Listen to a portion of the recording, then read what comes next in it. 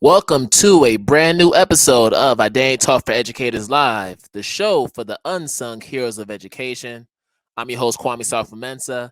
If this is your first time tuning in to the podcast, I welcome you and I hope that today's episode is one that you find informative, enlightening, and insightful. And if you are a returning guest, returning viewer, listener of the podcast, I welcome you back and I hope that you enjoy today's episode. So, before we get into the main event, just a few reminders as always. If you are on YouTube, make sure you hit that subscribe button, that red subscribe button, so you can get future notifications of episodes and new content from the Identity Talk channel. And if you are listening from Apple Podcasts or any other platform where you listen to your podcast, make sure you subscribe to the Identity Talk for Educators Live podcast from there so you can keep track of the episodes and everything else. And we also accept any monetary donations to help us keep this platform going and strong. We do that through Cash App and Venmo. So if you are on Cash App, the handle is $ IDTALK4ED. If you're on Venmo, the handle will be at Kwame SM. Thank you kindly. All right, y'all. So we have another great episode, and this one is going to be focused once again on the importance of educational leadership, especially during these difficult times of COVID-19 and also with the racial climate that we're in this country. And I have here a guest who has many years of experience being a leader in different schools and transforming the cultures in the different schools she's been in. And now she dedicates her service to not only preparing school leaders for this work, but also doing her part to help out in this movement of liberation and social justice. So I don't want to give too much away. I want to make sure we bring our guest on to share more about her story and what she's doing right now. So without further ado, let's bring on Dr. Qiana O'Leary to the podcast to talk with us about her journey, her life, and what she's currently doing right now in the education world. So let's bring her on. Hi. Hi there. Thank you so much for having me today. Yes. How is it? It's good. I'm ready to have a conversation, and I'm happy for all those who are tuned in and ready to drop some gems on some folks for a little bit. Just a little bit. Just a little bit? Just a little bit. Yeah, but that's what we're about here. We're just about sharing the knowledge, imparting wisdom so that we can be better in this work. Absolutely. Absolutely. So, a question that I love to ask my guests to start things off is, who are you and what ultimately brought you into the field of education? Good question. Last night I made a tagline, and I like to say I'm a polished around the way girl, right? And I kind of say I'm a polished around the way girl because I like to notify or identify myself as someone who comes from urban community, someone who I believe is down to earth and relatable. And that speaks volumes when you're talking about building culture and relationship with folks. And then I like to say polished because I have gone to school, I have acquired credentials, I have acquired degrees to help me learn how to navigate through the system so that I can better be a better bridge for the system and for the communities that I serve. So I'm a Los Angeles native, South Central raised, and South Central born and groomed. And I would say I spent some time in the classroom, first starting off in humble beginnings as an instructional aide, working with special needs students. When I discovered that there was some inequities on who was being referred to the special populations program, and immediately I started advocating. I was like, I'm working with students who have the cognitive levels to retain knowledge and information. Why have they been placed in this program? And I discovered it was largely because of their behavioral challenges and not about their ability to retain and regurgitate knowledge. And so I learned that to use my voice to prohibit this disproportionate amount of students of color who were being referred over to special populations program, I needed to be a general education teacher so that I could have a seat at the table when those decisions were being made for those kids.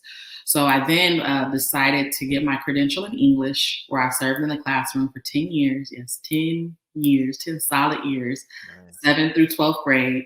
Really working with young people. I fell in love with young people. I think I'm like the Dr. Doolittle of young people. Like I can hear their hearts. I could kind of cipher through their language and their mannerisms to really get the essence of what they're trying to vocalize or articulate. And then being able, again, to use my power, my influence in other settings to help make decisions that honor them, that advocate for them, and that remedy some of the conflicts that they may be experiencing in the classroom. And after doing that work for so long, inevitably I went into administration, first starting off as an assistant principal, and then becoming a principal.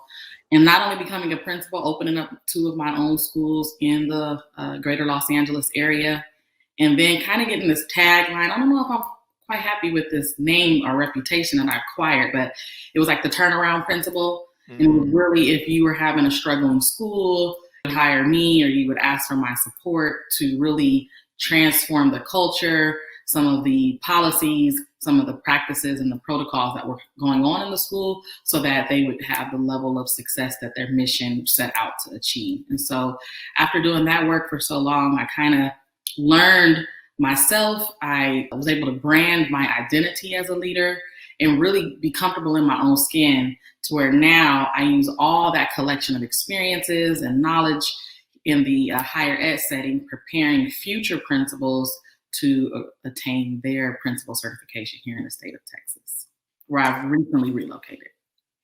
So is your issue with the turnaround leader or turnaround principal label the fact that it implies a savior narrative?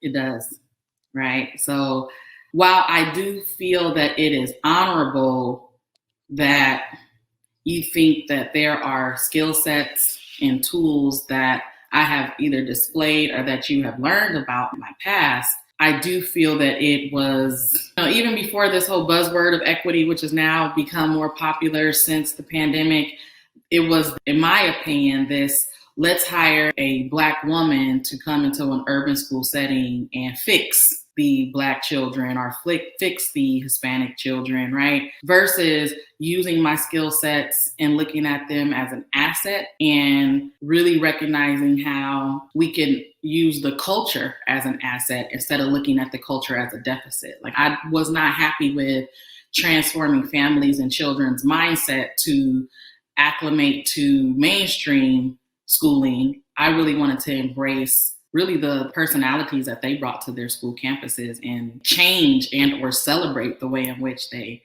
learned and way we taught.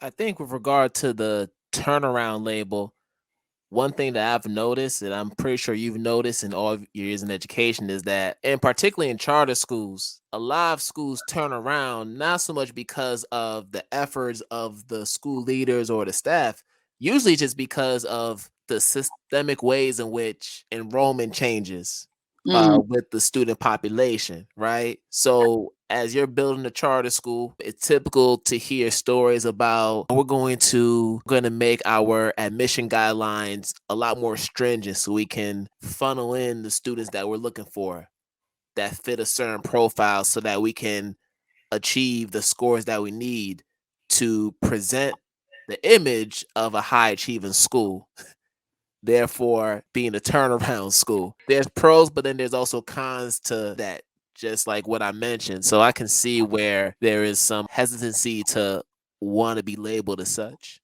for sure. I saw it work both in the public school, I was an assistant principal in the turnaround school project, and I was able to take some of those experiences to becoming a principal in a charter campus. And one thing that remained the same, the pattern that I saw that remained the same in both of those settings, was that I have hard non-negotiables when I'm set to do transformational work. And one of them was I really felt, and I still feel, that the student population should mirror the faculty population. And when I say population, I mean the demographic of students that we're serving. We should see those persons, those adults on campus, not only in the classroom, but also in the classified positions as well, the after-school program positions as well. And so if I am accommodating learning services for students of color that represent 80% of minority, then that means 80% of our staff should mirror that demographic. And so that meant that I had to do some restructuring with hiring and with HR practices to ensure that I had that representation on campus. And so for some people, they're not as comfortable with that non-negotiable, but what I saw when those non-negotiables occurred was that there were these initial connections that were made between students and faculty members of trust that didn't have to go through vetting process, because there was this automatic rendering of relationships that students yielded to folks who look like them. And so that's part of the deal. If I'm going to do transformational work, is that I need to really assess every person on campus to really determine if they still align with the mission and vision of that work.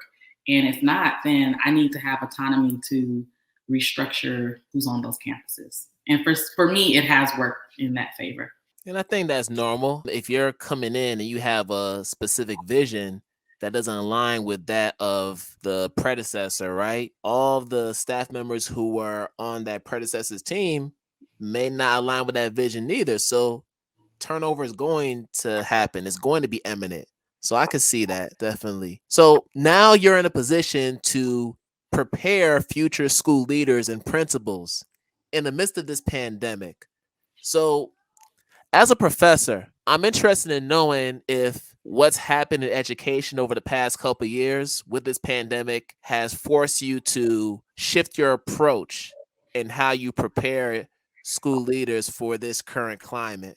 Absolutely, absolutely. I think I was extremely fortunate to complete my administrative credentialing at UCLA's PLI, Principal Leadership Institute, which was really rooted in social justice education. And so it gave me this foundation of understanding the significance of leading through the lens of elevating the marginalized groups that were on campuses, and really looking at data and then creating solutions to change the trajectory of how these marginalized students were being serviced.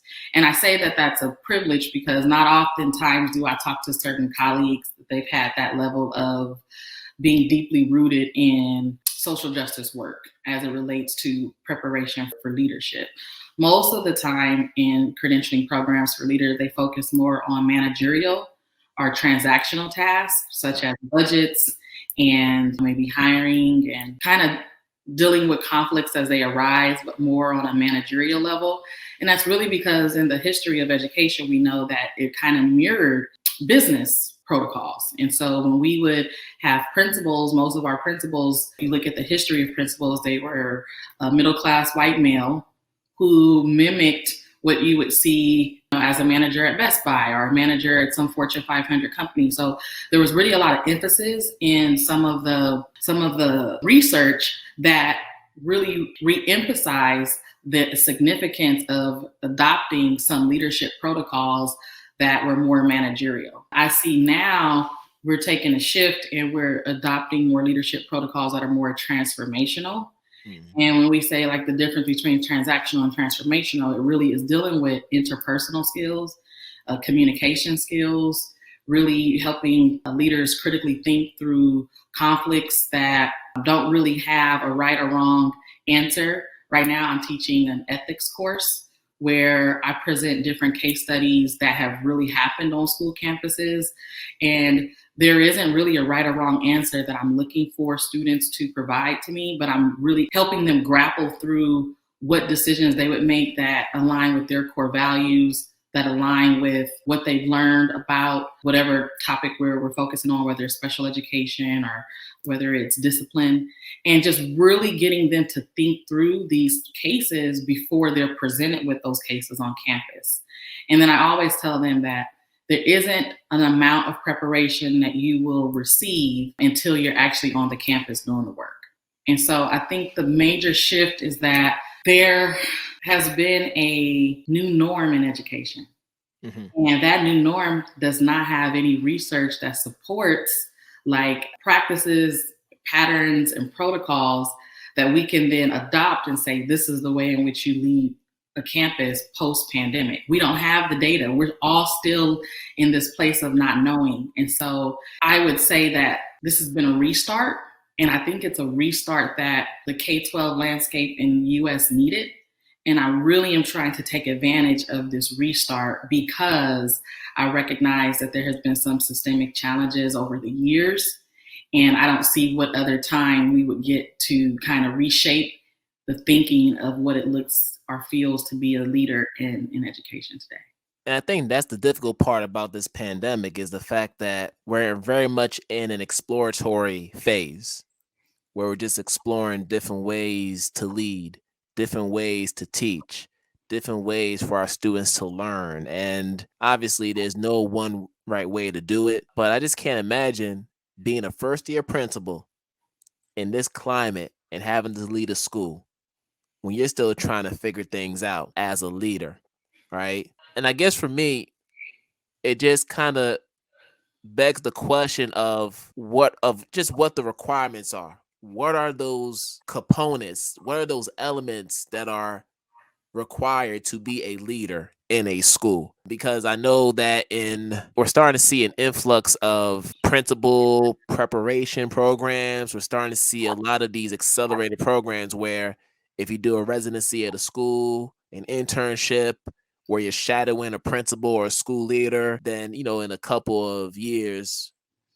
you then are in position to lead your own school. So I'm assuming similar to the PLI that you did through UCLA, where you were able to get that training. And this is something that's a debate too. So I'm wondering on your end, is it important for principals to have classroom experience as a prerequisite for principalship? And I've asked this question to different school leaders, and I've had some pretty interesting responses to that. So I'm wondering where you stand on this issue of classroom experience versus just principal leadership.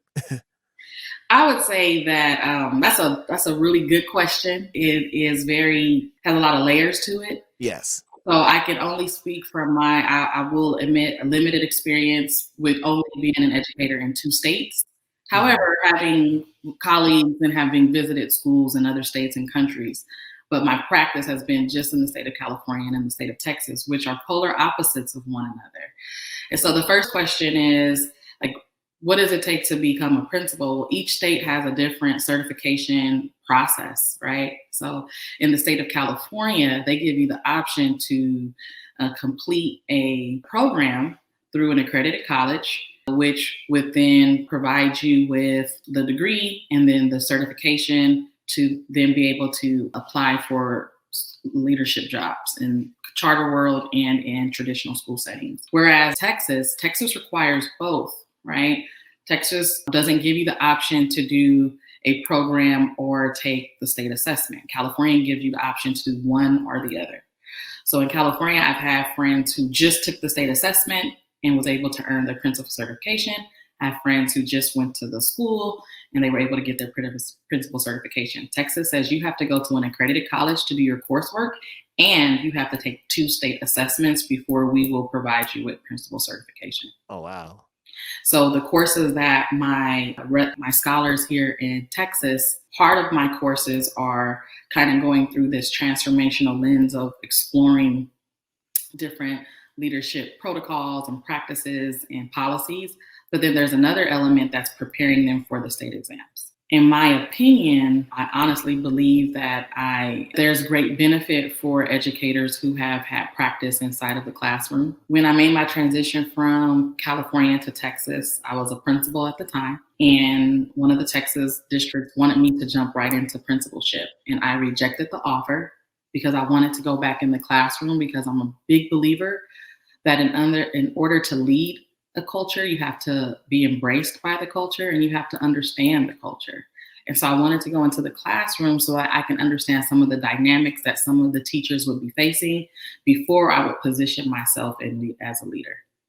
And so returning back to the classroom, I have been saying this for the last year, that I believe that at some point in an administrator's career, they should have to return back to the classroom. And I know many of my colleagues may not be a fan of that. And I'm not talking about visiting the classroom. I'm talking about teaching a course, K through 12, whether it's for a semester or for a year.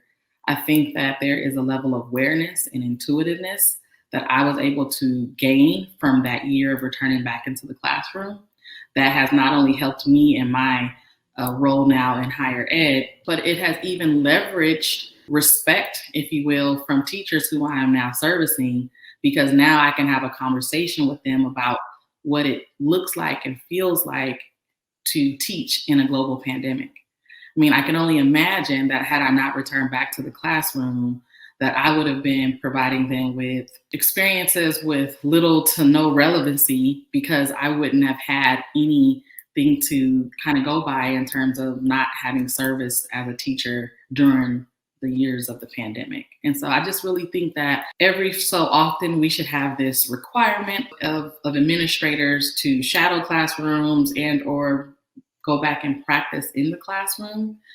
As we do with our medical doctors, as we do with other industries and professions, they are required to not only recertify their licensure, but they have to go and kind of practice at all those different levels just so that they stay rigorous and relevant for their industry. Yeah, I totally agree. And just given the fact that the world of education continues to evolve over time, there's really no way around it. Like, you really have to spend some time in the classroom as a facilitator, as a practitioner.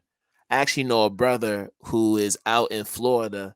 He's an assistant principal, but one of his roles is actually to spend a 1 day a week leading the class. So let's say that he is observing a teacher in literacy, right? He'll ask that literacy teacher to email him a lesson plan for the day that he's going to come in and teach. And he actually goes in and models how to do the lesson. And then they have a dialogue post lesson. And he does that with all the teachers that are under his supervision. So even though he's not in there every day, he's in there enough to have a foundational understanding of where things are pedagogically and just where things stand in general in education, because he's actively in practice just through modeling different practices with teachers. And that's something that I think all leaders have to do. Yes, my former school, we partnered with West Ed and adopted their student-centered coaching model, which is a framework that does exactly what you just mentioned about the brother in Florida, where leaders coach teachers. They have a group of teachers that they coach. And in these coaching sessions, it's less observational of teacher performance and more collaborative on student outcomes. And so the teacher and the administrator kind of work together to collaborate on a lesson plan where they would co-teach.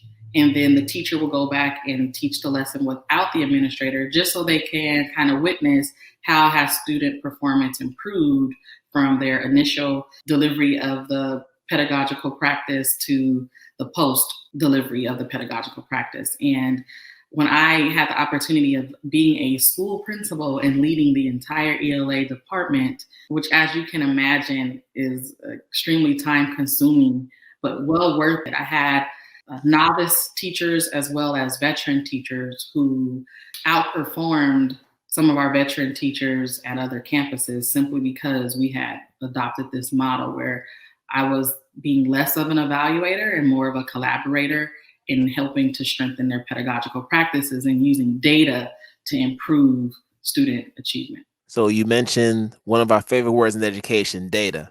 All right. Now, we all know that with data, you have what we call the quantitative data, where obviously we're looking at different metrics. We're looking at assessment scores, benchmarks, growth numbers, all that good stuff, right? But then there's that qualitative data, that anecdotal data that isn't always easy to see, right? That's not always in front of us. And that can sometimes communicate how effective you are as a leader than those actual quantitative data scores that we're looking at, which more often than not determine your effectiveness and ultimately dictate your, should I say, livelihood as a school leader, right? So I want to know from your perspective, how do you measure success as a school leader personally? That's a loaded question, but I love it. I love it. So in our data sets, one thing that I've always shared with my assistant principals was that I wanted to have triangular data. So I wanted to have the quantitative piece that you mentioned, the qualitative piece that you mentioned, but then we also will look at artifacts, right? Because, perhaps there's something going on with the artifact that helps us take a deeper dive in what we're getting in the antidote or what we're getting in the numbers. And that artifact could be the assessment itself. Mm-hmm. And really helping teachers understand, like, look at the way in which you're questioning students. Are these questions really in alignment with the state exams? And so when we are doing our benchmark assessments and students are not performing the way in which we expected, it's because we don't have alignment with our artifacts, right? We have two separate ways in which we are gearing them to be successful in this assessment. And so I do think that it's important to have outside consultants or even to get like some type of outside assessment of your school's performance. And I think that you have to chunk it and scaffold what it is that you're specifically looking to achieve. And so there's been times where I've had an assessment just with our ELD program. Like, how are we supporting the success of our English language learners? And what does success look like? Are we gearing towards a certain percentage of students who have acquired the language? Are we gearing towards a certain amount of students who have passed the performative assessments? Or are we gearing towards a certain amount of students who are just coming regularly to campus so that we can help develop the skills that they need because their attendance has improved? So I think that varies from case to case, school community to school community, where you sit down and you have a group of stakeholders really coming together to create this unified idea of what does success look like on that campus. And sometimes when we say who comes to the table, right, so often leave out students, right? And we so often leave out parents. And I'm not talking about the parents who have the success of students who are high achievers. I'm talking about the parents of students who are struggling. And so I've been really strategic and intentional on identifying who comes to the table and then having multiple tables, right? Who says there's just one table of decision makers? Sure. But really, it's a long process. It's not a quick fix. When you're talking about determining student success, there's really this long process. I have a book that I just sent to the publishing company, and then it's called, the topic is called Lead with Truth. And in that, there's a chapter where I'm really talking about what does it look like to transform a school. And sometimes people feel, or they've even been given mandates that their school should have these significant growth and improvement within a year. And that's just unrealistic. Right. If you really want it to be sustainable, and if you really want it to be like have a longevity of these outcomes, then there is a process. And if you fail to respect that process, then you inevitably are going to see some of the same challenges that you began with. Lead with truth. Just the power of transparency, right? Now, getting back to the artifacts piece, because as a teacher in Boston, I used to have to submit artifacts of my practice. So whether it was an anchor chart, whether it was me in action, teaching students, and I always felt like artifacts were tricky. And here's why I say that, because I remember colleagues would have a whole Google Drive of photos of the different things they're doing in the classroom. Like they'll take a photo of an exemplar, right? A photo of an assignment they created, a photo of a project, a photo of a bulletin board, just whatever item in their classroom. And as long as they were able to type up a rationale that aligned and included language from the evaluation rubric, particularly the exemplary section of it, usually that was enough for them to get by. So I could see some people, some teachers muddy, their data with not so truthful commentary, right? So, but I also feel like artifacts can serve as a supplement too. and help your cause, because the reality is, like you mentioned, when we have certain classes brought to us and we look at just the diagnostic data and you look at where they are and where you're trying to get them to go, realistically, some students are not going to achieve a full year. Even if they do achieve a full year, and I was a math teacher, so I had students who still couldn't master math facts, and I'm about to get them ready for high school. Mm-hmm. But we still got to work on these fractions. We still have to work on these decimals. We still have to work on 2-column subtraction. But I'm supposed to get them growing at 100%, 150% from the time they come to me up until that last day in June. That's just not realistic. Mm-hmm. I've always felt like with growth, if you're able to get the student better than how they were when you first got them, that's growth still. It may not be where they should be, but it's better than where they were before. So I think context is very important, especially when you look at data. And I'm sure, I mean, you can vouch for that. I wanted to just jump in on that whole piece that you said on growth. So Yes. There was a shift in culture and in mindset that I had to really present to those who were in the executive level, that I'm not here to encourage my teachers to have students performing at 150 percentile. Like, I want us to measure growth. So when we use this diagnostic, the purpose of the diagnostic is for you to see how students grew from the time they entered the classroom in the summer and to where they are when they leave the classroom at the end of the year. Mm-hmm. And we're measuring the impact of relationships, we're measuring the impact of practice, and we're measuring the impact of programs to determine if we've seen a particular measure of growth in each and every last one of our scholars. And I think having that shift, it made teachers feel validated. It removed some of the pressures from teachers who felt as though their work was insignificant if there wasn't these tremendous student performance outcomes that executive members were expecting to receive. I say that, though, coming from a charter lens.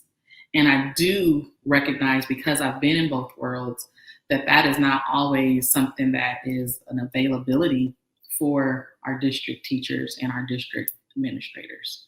I mean, it comes from top down, and sometimes it's not even at the board or superintendent level. Sometimes it's coming from the state and the federal levels, who we know fund our public schools.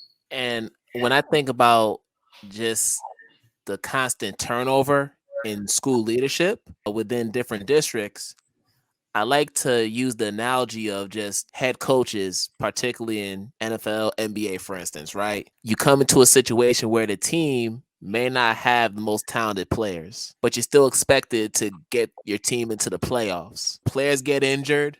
Players get traded. A lot of things happen over the course of a season, but you're still expected to get the job done. And let's say that your team doesn't make it to the playoffs. You have players within that team that are saying, hey, that's a hell of a coach. We got to keep him around. But because the numbers don't add up to where they should, they end up losing their job. They end up getting fired or terminated. And I think when you look at principals, there are a lot of great principals out there who are doing transformational things in their school. They're changing the culture. They're turning things around.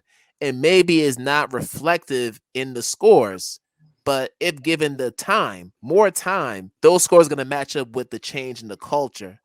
So, I don't know. I want to hear your thoughts about that, because I see that happening. To stay in alignment with your analogy on coaches, in which I kind of viewed my practice was very similar to the coach played by Denzel Washington in his role on Remember the Titans. Oh, great movie. Right. So in his role, it was communicated that, one, he was a Black coach, right? And two, he was going to be doing something that had never been done before, which was this integration of Black and white team players, right? So he had like a cultural shift that he had to kind of work with. And then there was this political shift, right, where they wanted to give the affirmations of success to his assistant coach, who was a white male and had been working with the school for some time. But there was a sense of urgency that was later on revealed in the movie, which was, if we lose one game, I lose my job, right? And so his drive then was a little different, and he still was able to yield the outcomes that was required of him, but it also matched his sense of urgency. And so I oftentimes ask leaders, like, how urgent is the matter that has been presented to you, right? And so I have always kind of looked at it as, I'm not so much focused on losing my job, but I am so much focused on looking at the data that says for every year that a child has a bad experience in school, they are more likely to follow the school to prison pipeline trajectory. And so if I only have this year with you, what are we doing to ensure that we reduce the level of negative experiences that students have in your classroom? And then what does that look like collaboratively as a school community, where we set some established targeted goals that are not only attainable within our reach, but that really pushes us to depend on one another and to depend on our partners to get to that goal. And oftentimes I find that some colleagues and or some people that I'm coaching, they're so much focused on the consequence of losing their job or being reprimanded versus the consequence of students loving their schools. And I wanted to focus more on how do we create, and I tagline this, an educational paradise. I love that. Educational paradise.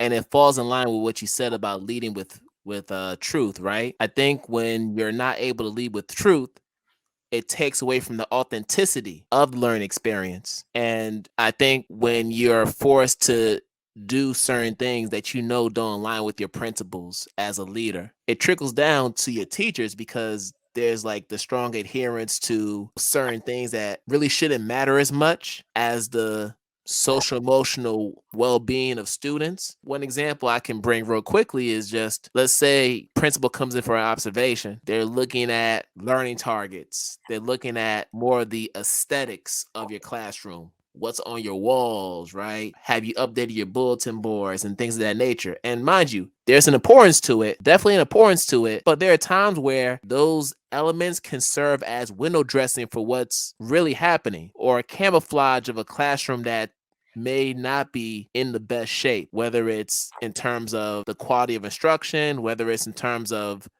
student engagement, or some other identifier. So I think that does have an impact on the evaluative process when you're not able to lead in a way that aligns with the vision that you have for the school. I really hit on 9 anchor principles and lead with truth, and with coupled with case studies that I've experienced over the years, and to demonstrate why it's so important to focus on your core values. I spend the first portion of the book really reminding principals and leaders, aspiring leaders, to get back to anchoring what your core values are.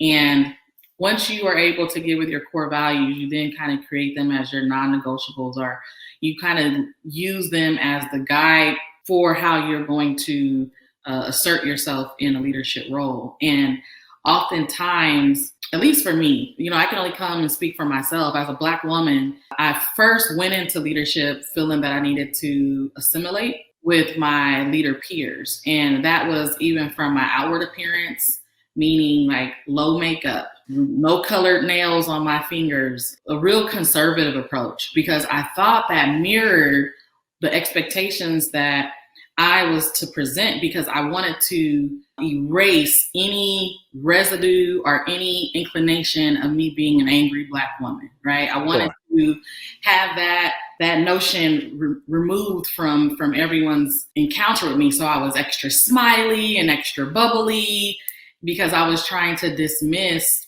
this narrative of Black women who are in leadership. And I found myself wearing so many hats that I was beginning to get burnt out. I was this person at church. I was this person when I was the basketball mom on my daughter's team. I was this person with my family. And it was just hard for me to keep up. And it wasn't until I was able to get back to my core values of who I am and being true to my authentic self that I then was able to lead with this quote, which is, I am 100% myself 100% of the time. And unapologetically, what I bring to the table will inevitably yield the results you're looking for in schools, because I am a virtue. And it took me a long time to recognize that me growing up in the hood is a virtue. Me having nieces and nephews of color, those were virtues. Yeah. Me being able to speak slang and then being able to present to a panel of corporate members who were going to give us a $50,000 grant for our program. Like, that was the virtue. Yes. Right? And so if I decided that I wanted to be the principal that came with a dress and some Jordans on, like, that was also a virtue. Right. And so I just decided at some point that who I was enough. And once people have permission, I'm giving people permission, the readers permission to like be true to self. And once you're at that place where you truly have embraced your identity and all that comes with it, then I feel that you're in the best space to lead schools and get that transformation that you're looking for. And that's you. But there are a lot of principals who have that same mindset as you do. But what about those principals who may not share that same vision? What do you tell those teachers who find themselves in situations where they want better for their students, they want better for themselves and their colleagues, but it just seems like their vision doesn't align with that of their principals in terms of what you mentioned? I think in every relationship, whether it's employer to employee or parent to child, spouse to spouse, neighbor to neighbor, I think in every relationship, one has to determine what they're willing to put up with and what they're not willing to. Once you kind of like know that, hey, these are some conditions that I'm not happy with, but they're not worth me dismissing myself from this situation, then you kind of learn how to create this tango relationship where you're doing a dance on, well, how far can I go? How far can I go? What is going to be overlooked? What is like a no or a strong yes? You know, I'll give you an example. Of course, in my language to teachers, when I say grades are due by Monday, no late grades will be accepted, right? Of course, there are late grades that are going to be accepted. That's why I had you turn it in on a Monday, because they're really not due until Friday. And I'm giving a 4-day buffer for whichever one of my teachers needs some grace, because things happen and they're not able to submit their grades by the designated due date. So you would have to like do that tango with me in a relationship to determine, like, was that a strong no or is that a soft yes, right? And then there are other situations where no matter how I say them and no matter what tango we do between teacher and leader, that you're just not going to accept. And then you have to find a place that will accept your non-negotiable is. A case for that is our math department wanted to do a new adoption of curriculum. And I believe we decided to go with Eureka and the New York Eureka math curriculum adoption for K through 8. Okay. For our 7th grade scholars. Not only were we doing a curriculum adoption, but we were also doing an adoption of our special education program, where we were pushing in all of our special needs students into the gen ed setting, coupled with a special education teacher. And there was one teacher who communicated to me, like, I don't do new adoptions. I only do this curriculum, and I don't do co-teaching. I will never do co-teaching. I did it once at another school. That wasn't what was for me. And so she decided to resign the first day of school. I mean, she could have done it prior to school. I had no quorums with still writing her a letter of recommendations for her to explore the best school that was for her. I had no quorums with then putting practices in place so my scholars were able to get the instruction that they need until I found a new instructor. I was okay with her recognizing that the focus and the journey that we were now taking, the shift that we were now making, did not align with her preferences in pedagogy and her preferences in terms of instructional collaboration. You just have to know that it's not for you. And I find that so many teachers, some of the social media sites, and they will talk in anguish about certain environments that they're in. And I've given them permission to explore other places. You are an asset. People need educators, right? So you have the ball is in your court right now as teachers, right? There are every single principal in all of my principal forums, there are seeking teachers. We need teachers. So right now, you have the ability to really research and find a home that aligns with your core values. Whew, amen to all that. For sure. So I actually have a couple questions. Now, we have to talk about Menti. Let's talk about Menti. Okay.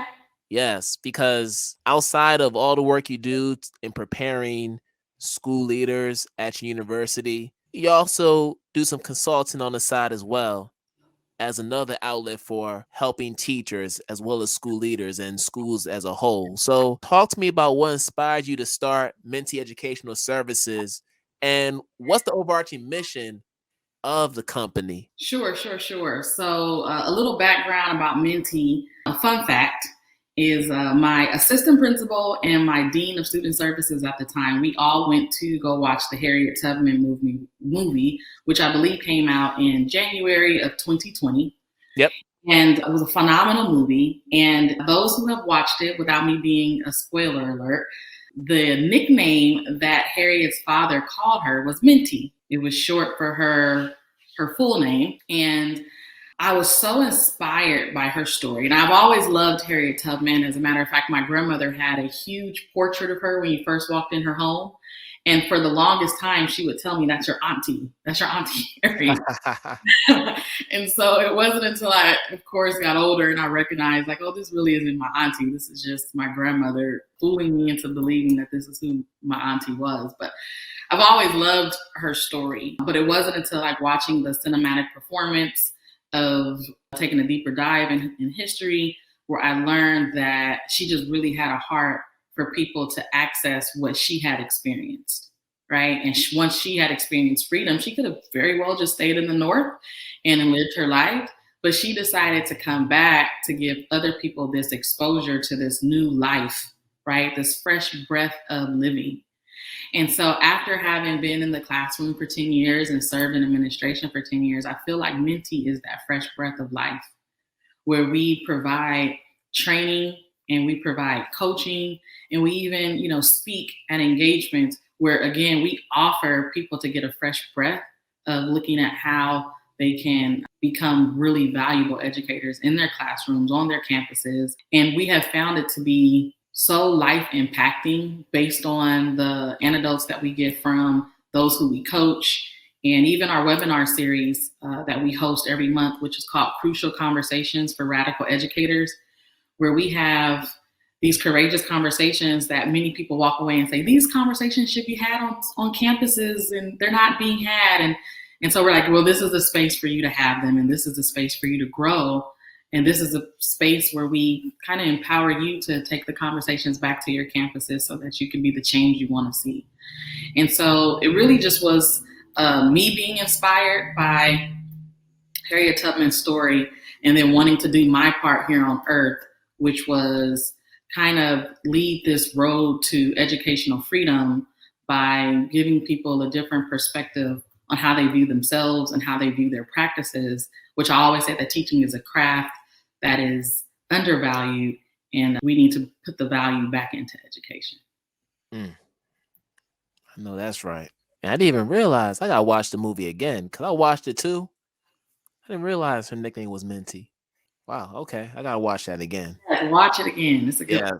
So actually, two more questions because I think they're important. Sure. The first one, and you started to answer it when you were talking about the importance of being you 100% of the time in your role as an educator. As a Black school leader, how do you achieve long-term sustainability in this K-12 system without succumbing to the racial battle fatigue? Because we all know as Black educators, we have an urge, we have an inclination to want to do more than what is required of us because we feel like we know that it's what our students need. How do you tame that inclination in order to still be present and still be in position to serve students in your role? I just told my students last night, my graduate students last night, I said, once you get to the place in your administration where you can admit that you don't have the answer, like that's when you really begin to lead. And so I'm going to admit to you, I don't have the answer. Maybe a year ago, I thought I had the answer. I had the privilege of working with and befriending Dr. Travis Bristol, whose work really focuses on how we bring more representation of educators of color, particularly Black male educators, onto our campuses, and how that replication impacts students across the board. And I was even able to look at my own data of my own campus, and I saw that math scores went up when I had more Black male educators in the classroom teaching mathematical practices versus a year where I had no Black male educators teaching. I mean, it was like a 20% dive in my mathematical state exams. And so I was like, whoa, this is kind of mind-blowing as we disaggregate the data. And so there has been some research that he has brought to the table. One of the things, he came to our campus and led an affinity group where it was not the easiest to, I would say, get permission for in terms of a policy standpoint. But what we did on that campus and throughout that network of schools was we had a space specifically for Black educators. They were the only ones invited to this particular space. And Dr. Bristol kind of led through some questions that really allowed them to vent and to exchange ideas, but more so to empower one another and uplift one another in this field of work. And so I saw how helpful that was, and ideally thought that that was the remedy. But then I relocated to Houston, Texas, where it's a predominantly Black education culture. And so there isn't a need to have affinity groups because they are the majority on campus. And yet there's still this burnout, or there's still this low retention of teachers wanting to stay in because they're just experiencing the trials and tribulations of educating. And so I'm going to say I don't have the answer, but I'm constantly trying to keep myself connected with educators so that I can learn of their challenges, because I think oftentimes we really don't give them a safe space to voice their concerns. And many a times, if we offer the safe space to voice their concerns, they're hesitant to do it because it never parallels with change. It's just empty conversations. And so I really am trying to collect information from educators, particularly educators of color, so that I can learn and then be like a bridge of knowledge for my principal colleagues so that they can take these concerns and considerations and then create some solutions for their teachers. Yes. And shout out to Dr. Bristol. So, I'm here in Boston, and he did a lot of great work here while I was in Boston before moving out to the West Coast. So shout out to Dr. Bristol and what he still continues to do with regard to teacher diversity and just his advocacy for getting more Black men in education. So definitely a good brother. Yes, yes. Now, and this is probably a great way to close out this segment. You mentioned earlier that you were wearing many hats when you first got into education, and you were trying to appease your staff members and different people within the school setting so that they'd feel comfortable. Now, we know that Black women go through so many intersectional struggles, so many. And I'm wondering, have you personally reached a point of self-actualization where you recognize your worth fully as a Black woman, given everything you've been through and all of your experiences? 100%. And it has been the most refreshing encounter that I have experienced. I think it's a couple of things to kind of support that self-actualization reach. In my personal life, my daughter transitioned to college, so I'm an empty nester and I have time back, like time for self to do self-reflection and to focus on self-care and to understand, who am I as a woman today versus who I was as a young mother when I first had her at 19. And I think also me turning 40, they always say, like, once you get to 40, you just stop caring about what people think. You just say what you want to say and do what you want to do. And I think there is some truth to that in terms of, like, you have been through enough experiences by this time. you've been through enough consequences by this time, and you know what you can handle, you know what you can't handle, you know what you can tolerate, and you know what you no longer want to tolerate. And then I think also this last piece for me is my career.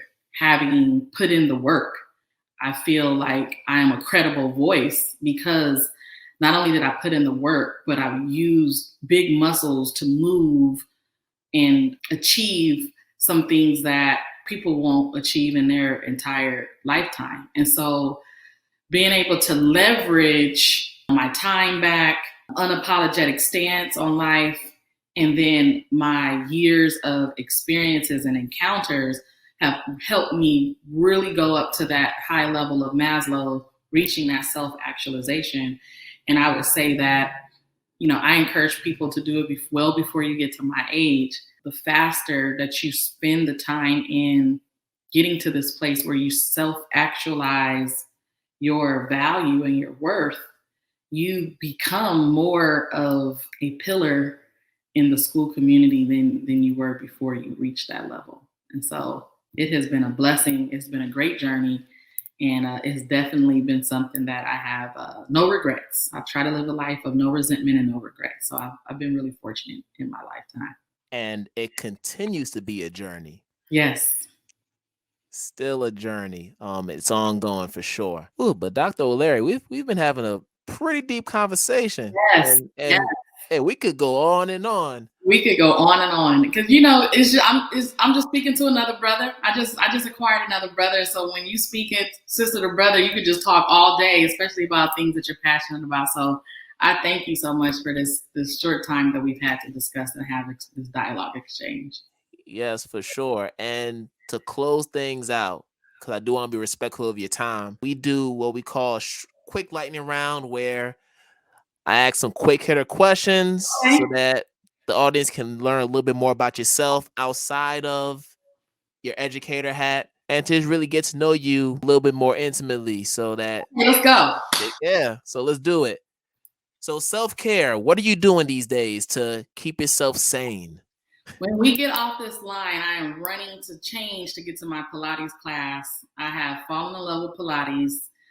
Tomorrow, I'm taking a bunch of young Black educators, women. We're going to go do some yoga, and then we're going to get some food at this new Black-owned vegan joint called Mo Better Brews. And so I'm just so excited to get back into self-care as it relates to exercise and to body and to wholeness.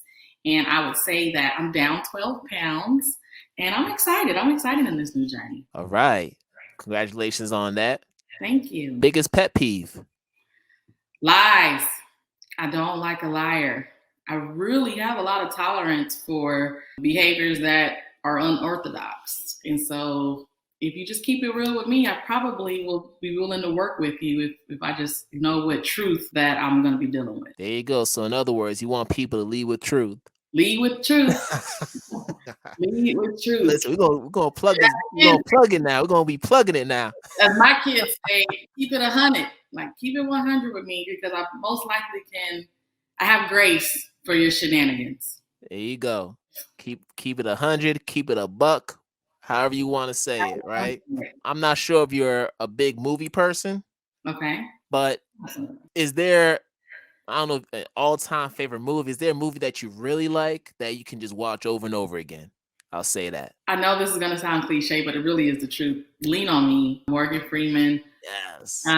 With Lean on Me, which is crazy because I'm so opposite of him and his leadership dynamics. But I think what really got me was his relationship with the kids. Like I always endeavored to be able to walk down the hallways and jump rope with these kids and then go over here and support these ones in martial arts and then go to the debate team. So I always say to keep me happy, I have to stay connected with young folk. And so I mentor 4 young women, 2 in California, 2 here in Texas. I'm actually meeting with them tonight on Zoom where they just have that safe space to kind of talk to me and I help them really navigate through the higher ed system, like how to get to college. So I have to stay connected to young people. So Lean on Me was that movie that gave me that, like just like Joe Clark. Like I'm the head and in charge. Yes. Yes. If you could invite 3 influential figures, dead or alive, to dinner, who would they be? Oprah Winfrey. I started off wanting to be a journalist major in college, and so she was like my journal mentor. I would invite Michelle Obama, and believe it or not, I would invite Magic Johnson. And everyone says, like, why Magic? Well, for various reasons. My birth certificate says Inglewood, California. I was born directly across the street from the Inglewood Forum, which was the Lakers' initial Great home. Western Forum, the Great old Great Western Yep. Forum. Yeah. So I was right across the street from the Lakers. Yep. And so I'm a Laker lover, always will be.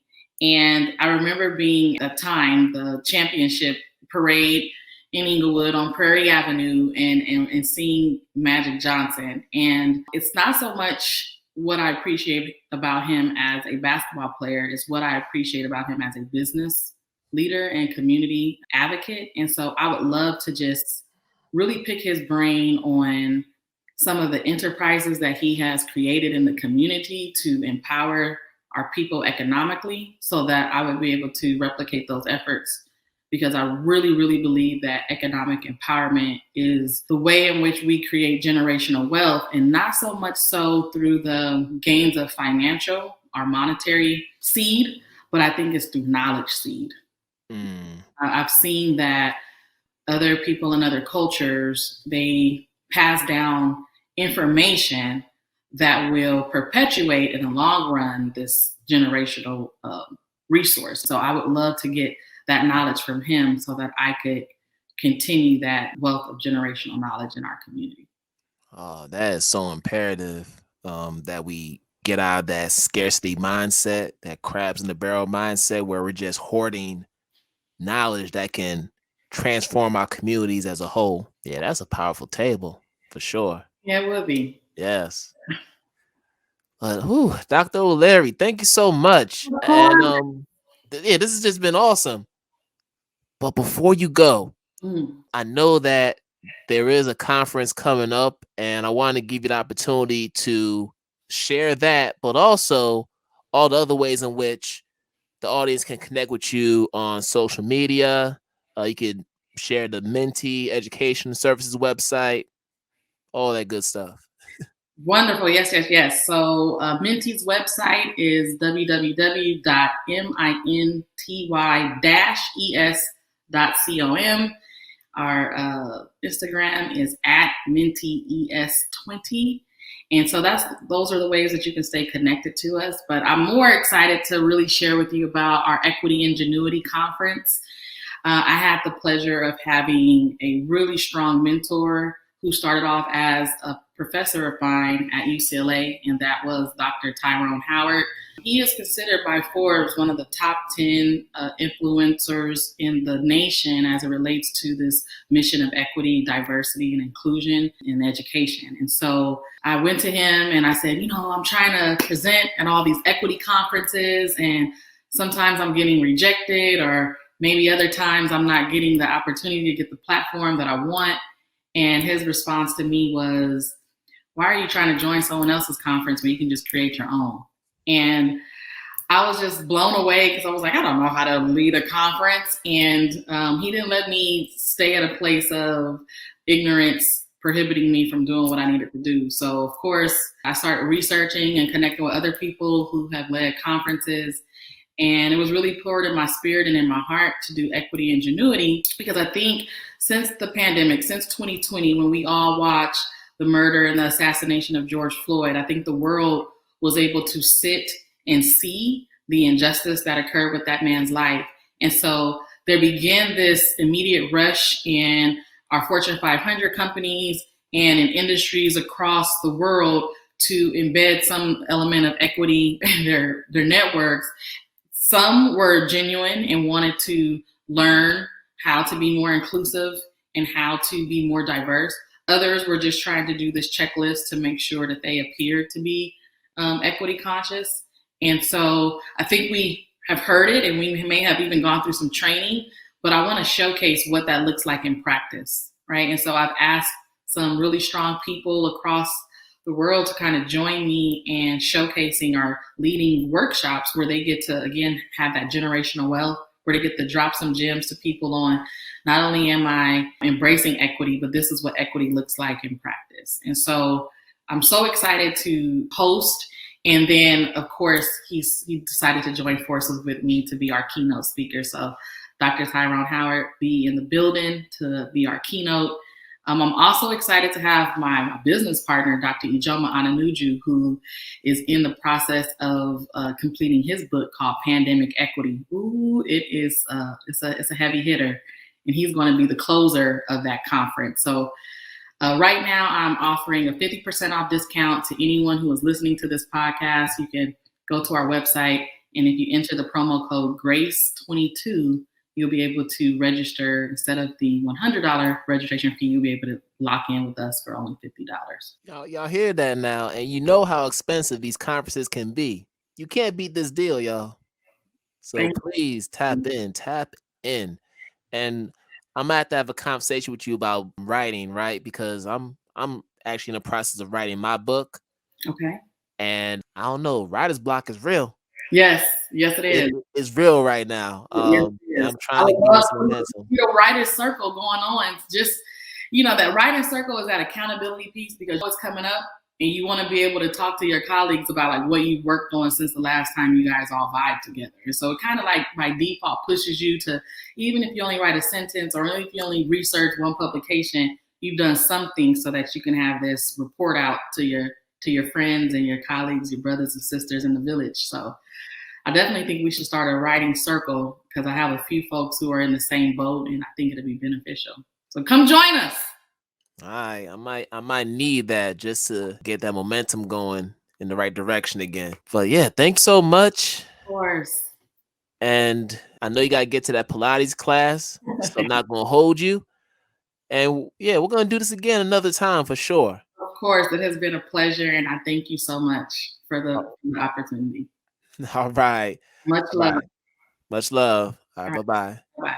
All right, y'all. So we're about to end another episode of I Dang Talk for Educators Live. And listen, as Dr. O'Leary said, it's important that we lead with truth, not just as school leaders, but also as classroom teachers. If we model what that looks like for our students, that's going to empower them to lead as they enter into this next generation. So let's just keep that in mind. So we're about to close this out. But as always, people, I wish you all a good morning, good afternoon, good night, wherever you are in the world. We're going to do this again another time. Peace out, everybody.